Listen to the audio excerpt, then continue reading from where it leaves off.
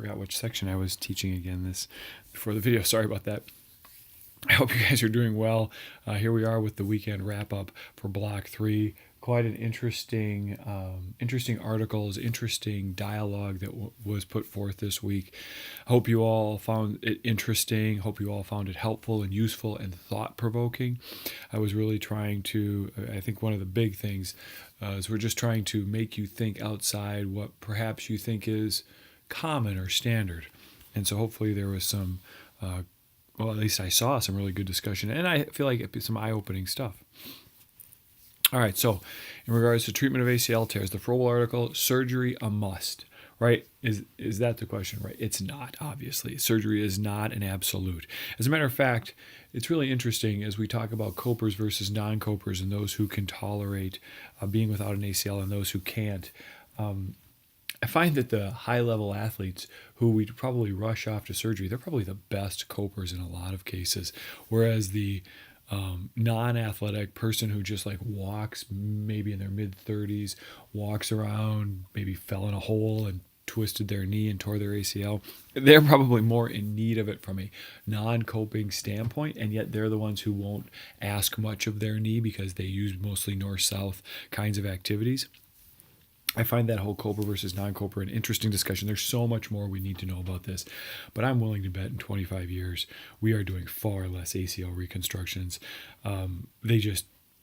There's a growing body of evidence, and you're blind if you deny it, that people don't need to have this surgery and can do just fine. And it's perhaps pushed because of high-level athletes who have it and feeling like, well, I want to function this like they do, and they're not the same. And the thing that drives athletes, and I certainly understand this, especially professional athletes, when you do this as your livelihood, is that if I don't have this and I'm not and I have giving way, it's going to set me back even further. So a lot of good discussion about the benefits of surgery versus not surgery. People unaware of this. I use two good examples of professional athletes who do not have ACL tears, who do just fine. I put up a Lynn Snyder Mackler PPT that I had the pleasure of talking with her. I was talking at a sports medicine conference last year. At another facility, and she was there as the guest speaker, and it was great to pick her brain because she really had a lot of good things to say and really gave me a good sense of that 9-month marker is really the key. Nobody should return before 9 months. The risks are too high for re-tear. It's just not worth it. It doesn't matter how you do on any of these performance-based testing. Those are important things. I think that they're very valuable tools to use, triple hop, single leg hop, and so forth. And we need to develop more sensitive tests so that we know who is not a candidate. And right now, we have no idea. But at least we're willing to admit that not everybody needs to have their knee surgically operated on. So we move into knee OA. There's some good literature about manual techniques and exercise, and then this question of booster sessions, right? So I think we know from a regional interdependence model, if we have somebody with knee OA, that we should be mobilizing the hip, mobilizing the knee, mobilizing the ankle, strengthening the lower quarter. And this concept of booster sessions, I think, has really started to gain some traction, and I think you're going to see in the literature in the next 5 to 10 years more of this.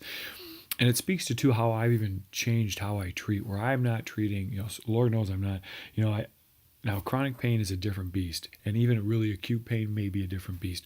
But the vast majority of the people that I see, I push out 2 weeks, right? And I think this concept of booster sessions where you come back in a month, come back in 3 months, where we just tweak it a little bit, I think is a really good idea. And we already know that with Medicare, we can have one checkup a year via a physical therapist to tweak something, adjust something. And so this idea that we can be in a patient's life kind of through their continuum, helping them modify, I think is very valuable. And I do not at all think it's a money grab.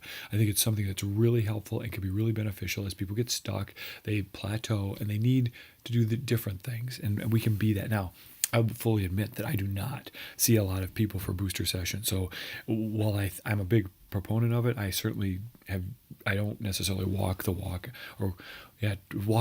per se. patellofemoral pain syndrome, and we're going to start to get rid of that. That is going to be knee pain. I kind of alluded to that whole anterior knee pain issue in some of my talks, is that much like shoulder impingement syndrome, patellofemoral pain syndrome, these quote unquote syndromes are going to go away because they really don't tell us anything, and they're not proving to be what we think they are. And so it's just going to be knee pain, anterior knee pain, right? Think regionally, right? Use that, strengthen regionally, mobilize regionally, look at above and below, and appreciate that the hip and the ankle are vital, and that glute strength is really important and quad strength is really important. But it's not just about quad strength. It's not just about patella tracking. And so patella tracking may play a role. And I will tell you, I do not do I don't do any taping. On a very rare occasion do I tape. I feel like if I can appropriately progress them accordingly, we don't need that tape, because tape is just a way to reduce the pain. Now, if you tape, that's totally fine, because just as long as you're under the understanding that the tape needs to go away, it's used for a short period of time, and if done that way, completely, totally legit.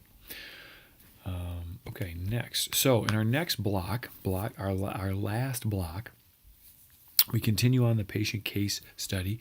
We have new evidence-based management of selected foot and ankle disorders, and then the return to sport considerations, which I think is really good, because I think a lot of PTs, we need to hash some of that out. I continue to remind you, get into your blocks. Do not wait.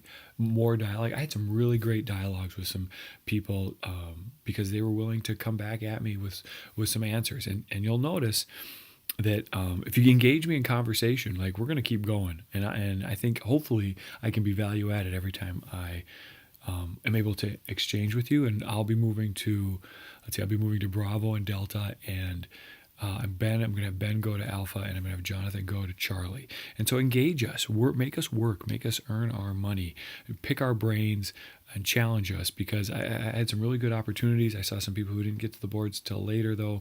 And again, I want to encourage you, this isn't really about me. This is about you and making you better, and helping you get the most out of this class. If you have any problems, obviously reach out, contact me via email. Certainly phone is, but at this point, you probably just reach out to me, email. Otherwise, keep up the good work, and I look forward to seeing you for the fourth and final block as we kind of start to see the end of this course. Have a great finish to your weekend, and we'll be in touch.